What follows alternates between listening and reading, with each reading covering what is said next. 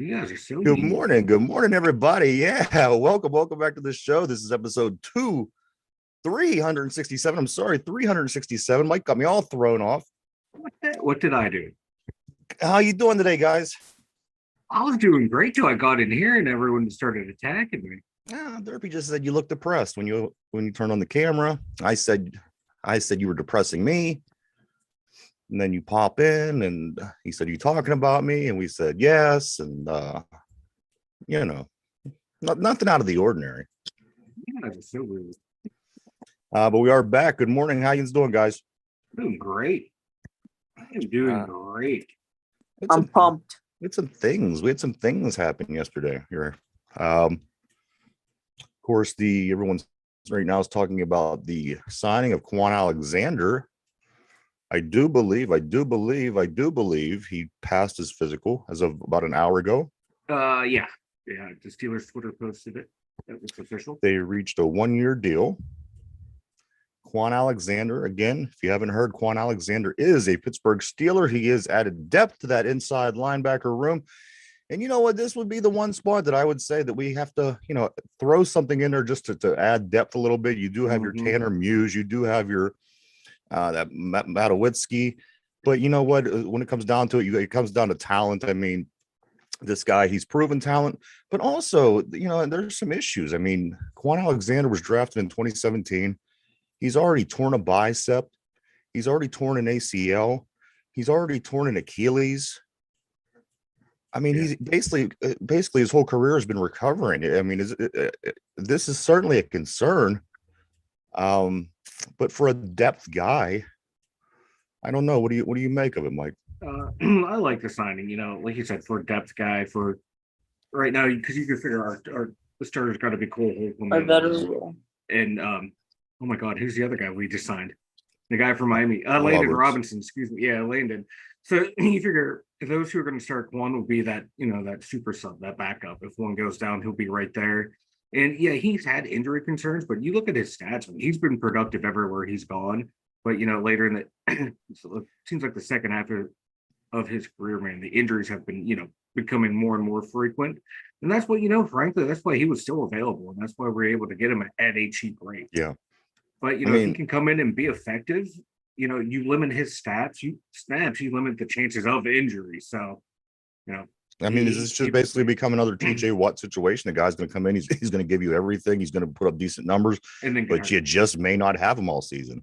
Yeah, and and for him though, him not being counted on to be the starter, I'm okay with that. Yeah. Once you get down to your second, third stringers, you're hoping to get something out of him. And this guy, he can be better than most teams' starters at inside linebacker, but the injury concerns are there. But I'm willing to roll the dice on, especially on this a 1-year deal. And and I've seen some of the hits as everybody else did. They're basically replaying the same videos on Twitter and on Facebook, and I'm seeing him hit this guy for the Giants and just like everybody else. But the one thing that is mentioned that's going to separate it for him from the other, especially the other two starters, presumable starters at this point, would be his ability to cover on coverage on passing. And that's a big thing because, that was a question mark with what we had at inside linebacker. So, maybe he'll be seeing more time on third downs, things like this, that might limit him. And of course, as we said, he's going to be a backup, so he'll be limited regardless.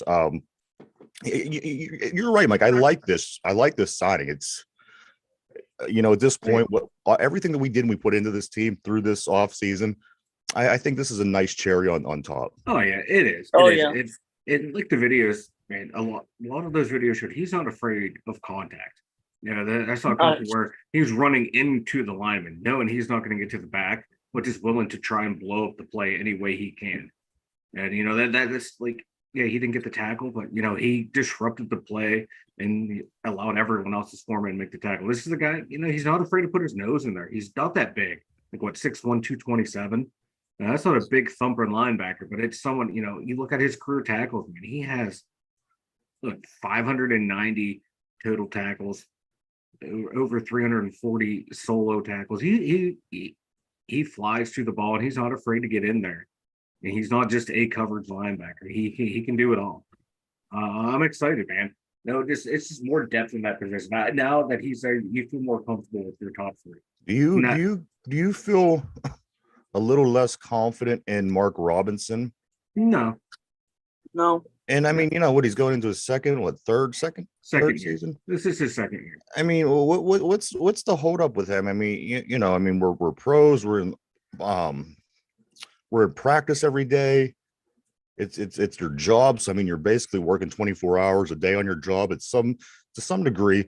And what is this Mark Robinson? He's turning into a baseball minor league project. How long is this thing going to play out with him? Well, you remember, man, this is the way the Steelers used to do it. They would get these tweeners, they would get these project guys later in a draft, and they would take 3 years before they would start to see the field. Like someone we're probably going to talk about later on, like Aaron Smith. And how long did it take for him to become an everyday starter? Some of these outside linebackers who became legend on this team, it took 2, 3, 4 years before they became starters. And they even said, Mark Robinson, it's going to be a process. This guy played 1 year at a linebacker in college. He was running back all through high school, all through college till his senior year. The last year was only his second year of playing inside line, and he barely played. They even said this year that, don't expect him to do a whole lot more than he did last year. He might be a special teams guy, get in on plays here and there, and it's going to be year 3, year 4 is when you're going to see, him take that next the big steps. We have an abundance. I mean, we have abundance of backups at the time. Of course, we will be shedding players. We're at 91 players at the moment. We have to cut somebody here really soon because of the Quan Alexander signing. So somebody's got to go. I'm guessing it's probably, I don't know who it's going to be. However, if it's in the inside linebacker room, which one of these guys do you think would be on the short end of the stick at the moment? Probably someone like a Tanner Muse. Yeah. I don't. Robinson's not going anywhere. They really like him. They like his potential. They like what they, where he projects to be. He's just going to be one of those guys. Like I said, man. In years past, they would have 1 or 2 of these guys that you bring along slow, man. You see the talent there, especially someone coming from a new position. And God, man, you saw the way he played last year. He's not afraid to get in there. He's just trying to learn that position. And I think once it clicks for him, he's going to be a solid linebacker. He's not going to be like a James Ferry or Lawrence Timmons, but maybe a Larry Foote style player. Larry Foote, he had a very productive career. He's jacked, I can tell you that. Oh God, he's ripped. He looks like he could hop into the wrestling ring right now. I taught Mark Robinson everything he knows about physical fitness. You got to like what we added to the depth at linebacker position overall, inside, outside with Marcus Golden. I think a lot of people forgot about that signing during the offseason. I think, that was a great pickup for depth at the outside. And then also, of course, this Quan Alexander for depth on the inside. Those were things that needed to happen because, again, last year our inside linebackers were very unproductive. And the TJ Watt factor, the guy may not play 17 football games. So going after, this Marcus Golden and going after Quan Alexander, I think they're a lot bigger than people even realize. Oh, yeah, huge. Because, like you said, man, we saw it last year. Depth is very important. And, a lot of times, if you can stay healthy, you see teams can. Reason why a team will win is because they were able to stay healthy more than any other team, or they lost key players and they had their backups being ready to go. And this depth is right. Depth it plays right into that. Depth is huge, man. It is huge. Go through back, the Steelers teams, like they've always had, our linebacking. We always had depth. If someone went down, we would have more or less a capable starter right there ready to go. Because that's just the way they would always draft and develop. And now it seems like they're getting back to that, having depth at these key positions, which is what they need, man. Yeah, TJ Watt's a superstar, might be the best outside linebacker in the game. But if he goes down, you got to have someone who, he's not going to be close to what he does, but someone who's competent. And to say that, it's not even a stretch either. It isn't like saying, if your quarterback goes down, there's a chance. It's a better than none chance that TJ Watt will face an injury. Because speaking of the quarterback position real quick, that's why I'm glad they kept Mitch Trubisky, because if Kenny goes down, right, you have a guy who can step right in. I have no arguments there. Yeah. Quan Alexander will be wearing number 26. He'll be wearing Rod Woodson's old number at the linebacker position, which would be kind of weird to see. But you know what? It's this new generation with you see numbers everywhere. It's not the numbers system that we grew up with. But you know what? I'm fine with that. I like it. I like wide receivers with low numbers. I like it's all right with me. I like to see Deshae Townsend back out there. Yeah. Pittsburgh Steelers Hall of Honor class of 2023 was released yesterday. Couple older guys, couple newer, semi-newer guys in the big picture. Of course, James Harrison and Aaron Smith. James Harrison and Aaron Smith from about a decade ago on those teams, and then Ray Mansfield and Jerry Mullins. These two gentlemen, the four of them, they joined the Pittsburgh Steelers Hall of Honor class of 2023. Jerry Mullins, I'm going to be honest, I have no idea who he is. Me neither. I was going to skate right through that segment and not say two words about it. But Ray Mansfield, he was, he was the center before we had the dynasty, but he was a damn good center because it went Ray Mansfield, Mike Webster, Devontae Dawson, and Steelers. That's boom, boom, boom. 3 centers, 3 Hall of Fame centers. Yeah. Aaron Smith, former 4th round draft pick out of Colorado or Colorado State, one of those two. Great. He was another one of these guys that got real skinny. Did you see him? Yeah. Man, he looks like Lurch. Him and Halifanica, man, they look weird being tall and skinny. And Villanueva too. He's another one. He's built like a basketball player now. Yeah. But yeah, Aaron Smith, man, he was like my favorite 3-4 DN. He played the position right. He ate up all the blockers in front of him. Yeah. And then James Harrison, the guy who quit on the team, was putting him in the a couple other things from around the league. Ezekiel Elliott, I hear this. I don't know if this is a rumor or not. He visited the Patriots on Saturday. He did. Yeah. Any word on this?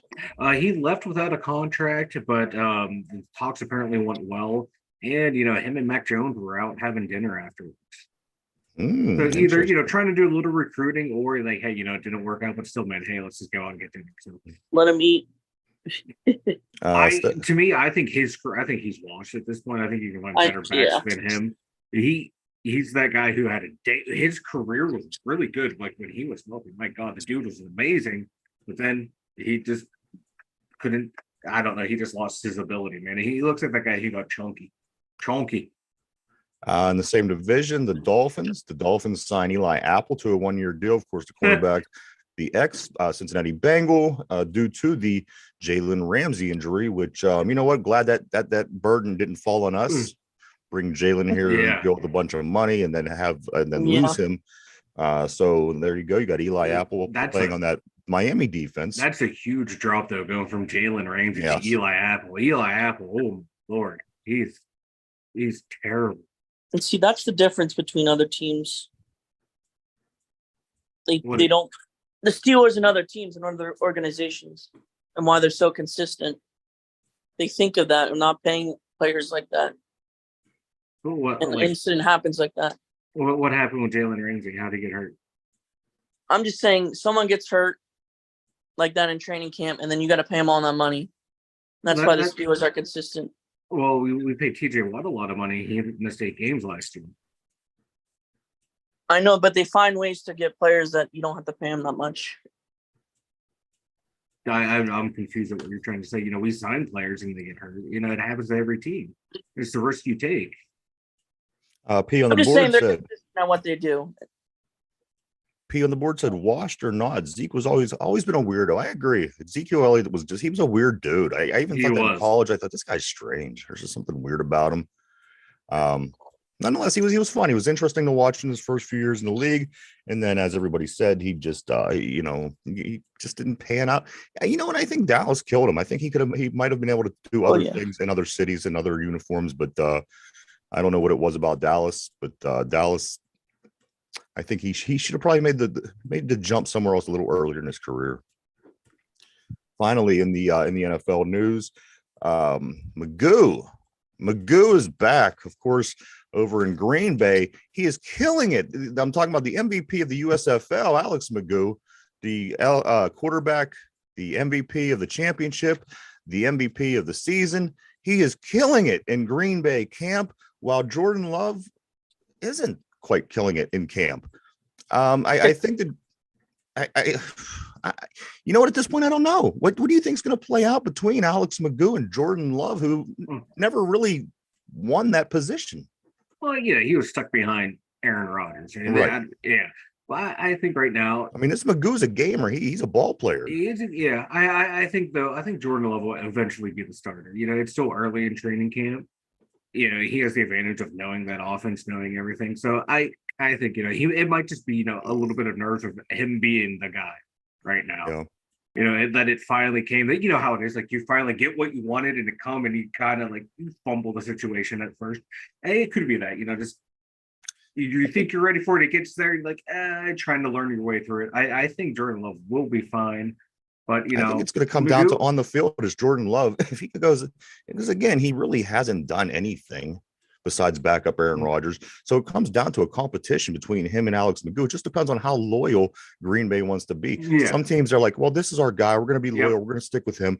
But you know what? It comes down to what happens on the field. If Jordan Love goes out and doesn't prove it, and let's just say McGough does get an opportunity, goes out there and blows the roof off the place, I think it could very quickly turn into an Alex McGough-led team, which would be kind of a strange thing. But you know what? That would be strange. It'll be a great Tommy story. Maddox did go on to lead the Pittsburgh Steelers after he was the XFL MVP back in the early 2000s. So I don't think it's that far of a stretch. It's not. I think it would be a cool story, if it happens. But like Jordan Love, I think McGough's 100 times better than Tommy Maddox was. Maybe. Oh, well, Tommy Maddox was a former first-round pick of the NFL. Yeah, you see how that turned out. But anyway, hey, but no, like I do want to. I would like to see Jordan Love succeed because he just seems like an all right guy. He does never done anything stupid. He doesn't say anything stupid. Just goes about his business. But I also would like to see McGough succeed too, because that'd be a great story. Someone coming from the USFL, which people are running below the XFL in terms of talent, to him becoming a starter of one of the the historic franchises in the NFL. Right. I think that would be it. That would, like, storyline wise, if I'm writing the script for the NFL, McGough is going to be the starter. I agree. I agree. I like McGough. Of course, I've been following McGough for a couple months now, and Jordan Love I haven't seen play since December. So I'm really just going off of what my mind is carrying. Yeah. But it's going to be interesting. They will settle this on the field. Guys, we do have to move along. The Riverhounds, Mike, they got back in the win column last night. They win 4-2 over Memphis. Everybody could relax. They still packed the stadium. The stadium was sold out once again. Riverhounds, they get back on winning track, Mike. The soccer team here in Pittsburgh, the Pittsburgh Riverhounds. Yeah, I tell you what, soccer fans, they are the most loyal fans you will ever see. I'm learning that. They once they fall in love with the team, they can be the worst team there, and they will pack the stadium, and they will not only diss the other team, they will diss their own team too. Just the voice of their displeasure to want to see their team succeed and do better, force owners to do better. But yeah, this Riverhounds team, my God, Mike, I'm so glad to see them. Nope. No, you I couldn't had the perfect segue. And you couldn't have created a better segue. You're talking about fans that still pack a stadium and support a bad team. You couldn't have written that any better, Mike. The Pittsburgh Pirates are on deck. The Pirates we're going to talk about. They get the win last night, 7-6. Okay, let me get back to this in a second. Let's see. Quinn Priester gets his second win in 3 starts. He gets throws for 5 innings, gives up 5 hits, 5 earned runs, 6 walks, but strikes out 7 people. In this game, David Bednar pitches 1 2/3, 3 strikeouts in those 5 batters he faced, gets his 21st save. But the big news were these 2 guys. Peguero, one of our young bucks, 3 for 4, 2 home runs, 1 run, or 2 RBIs. 1 run with a homer and 2 singles. And then Andy Rodriguez, who's 2 for 4 with 2 runs, 4 RBIs, and got his first triple in the majors. Mike, these kids, now, mind you, we're still in a pretty bad place. We're 10.5 games out in the division. But do you think maybe just this team might keep it interesting enough to keep people on hook through the remainder of the season? And I know the effect of football comes along and pretty much decimates baseball, but just in the in the entirety of this young buck situation going on, all you have to do is win a few games. I mean, here you go. You won a game. You moved up a whole game in the division. in a division that's bad, that's not nobody's running away with. Yes, the Brewers are looking pretty good right now, but they lose last night. So we move up a game. Do you think that this Young Bucks team, again, the team of the future, nobody's counting on this team to go to the playoffs, but can this group of guys keep people interested enough to, Mike, that stadium was packed last night, to keep people interested enough to follow the Pirates to the remainder of the season? For the diehards, yeah, but for like the casual fan, no. I don't think so. To keep their attention, if we weren't doing this podcast, it became Steelers season, I would vaguely look at what the Pirates are doing. Just occasionally, okay, the young guys are doing good. But, we're checking it every day. So for people like us and people, diehard Bucko fans, yeah, it's going to keep them tuned in. But I think the casual fan that's just counting down till Steelers season, no, I don't think it's going to be enough. I wish it was, because you can see, like, this time we love the Buccos. We want to go out there and we want to root for them, but the whole organization doesn't give us anything to really go out to root for. I can go out there and root for the guys, cheer them on, because they're out there trying to win. They're trying their best. But if the team's not going to do anything, why should I go out there? Right. And because I know it's not going to go anywhere. Leaky Williams, he's been playing shortstop. Another young buck. He gets his first hit in the majors. He was 0 for 6 in his first 6 at bats in the majors. He gets his first hit last night. It was a pretty cool thing to see for him. Big Stacks goes 1 for 5, while other, younger, less talented people do very well. He goes 1 for 5. Rubber matches today, 135.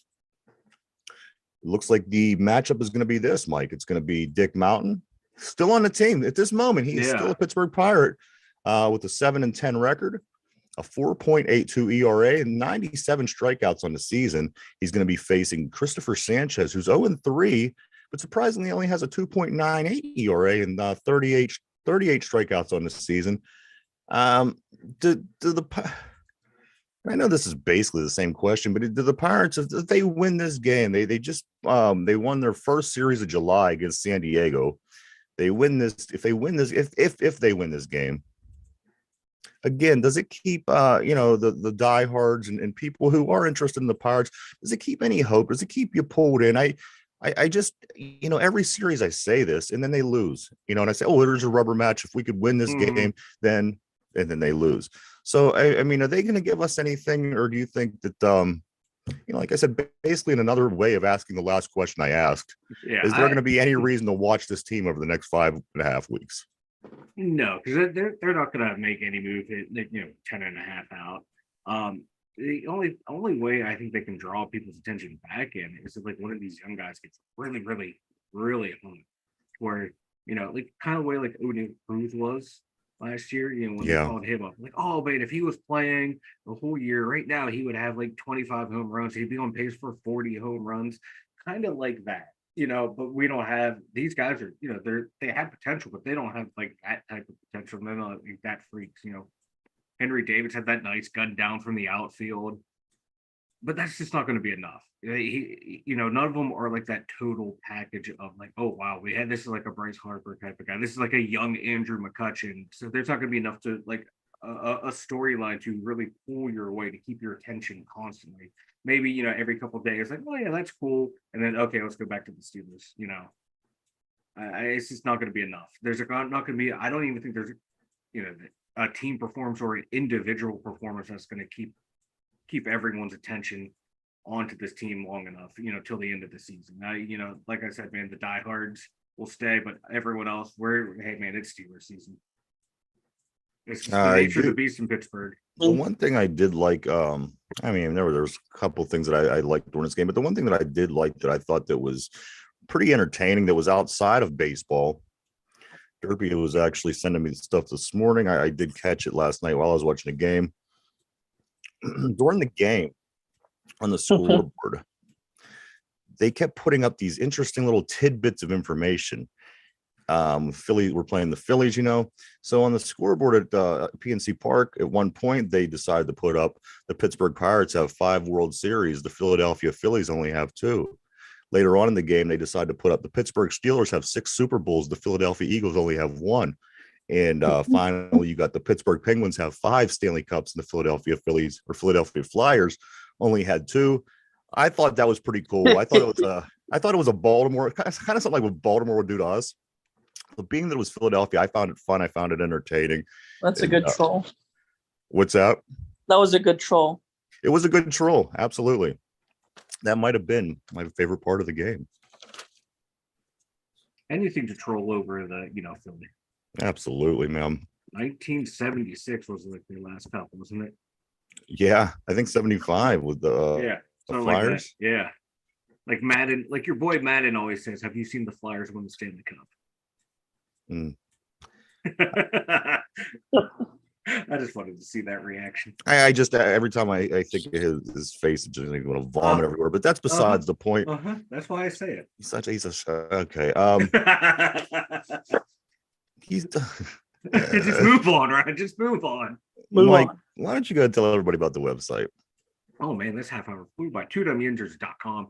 Yeah, head on over there for everything. There's more links than what I have here. Email address there, merch store there. Everything is there.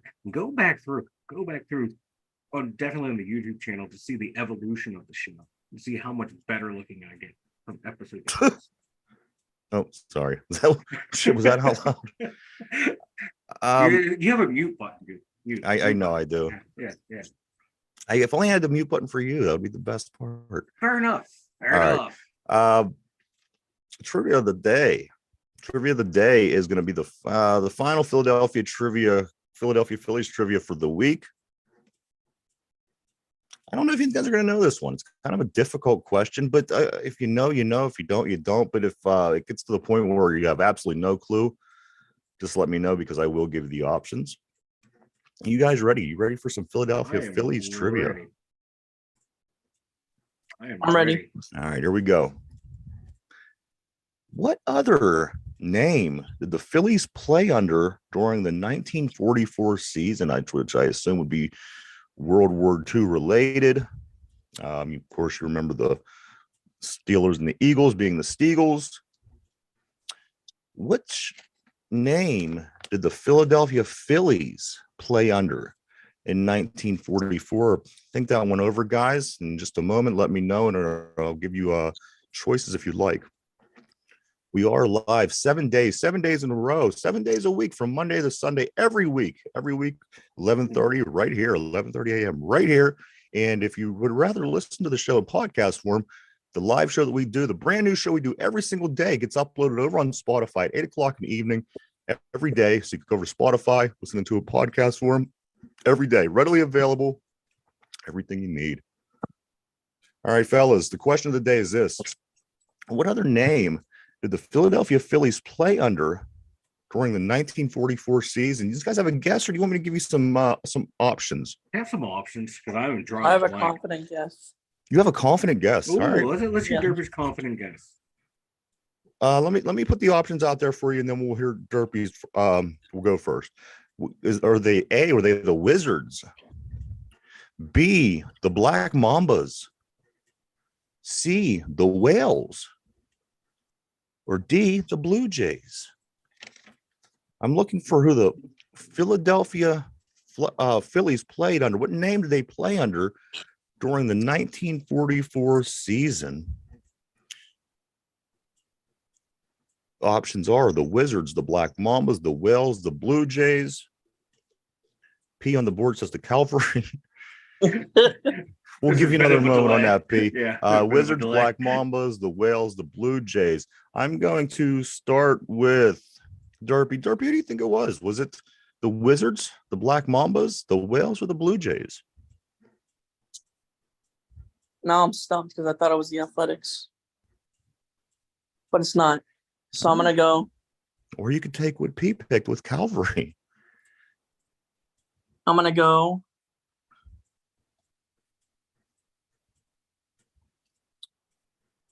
Black Mambas. The Black Mambas. R.I.P. Kobe. Good pick. P on the board says the Whales, maybe. All right, Mike. Wizards. Mike is taking the Wizards. So what other name did the Phillies play under during the 1944 season? Mike says the Wizards. Derpy says the Black Mambas. P on the board says the Whales. The answer to this question, of course, is none other than the Blue Jays. Yes. Wow. The one that nobody picked, the one that nobody would assume that it would be because that's a team elsewhere, but I don't think that team existed at the time. Yes, the team that kind of makes sense. That they played under the name in 1944 is the Philadelphia Blue Jays. So learned something new today, guys. That's crazy. P says Philly does like the Steel Blue Jays. Yeah. Yeah. Mike, you got anything before we take off? Yeah. If you're not following Pittsburgh Scanner on Twitter or X or whatever, DMX, Xbox or whatever the hell this app is called now, follow it because this is the latest tweet. Corliss, Harrisburg Street, a known female who was an erratic driver to the area driving aggressively on the street. Her boyfriend is hanging out the vehicle selling drugs.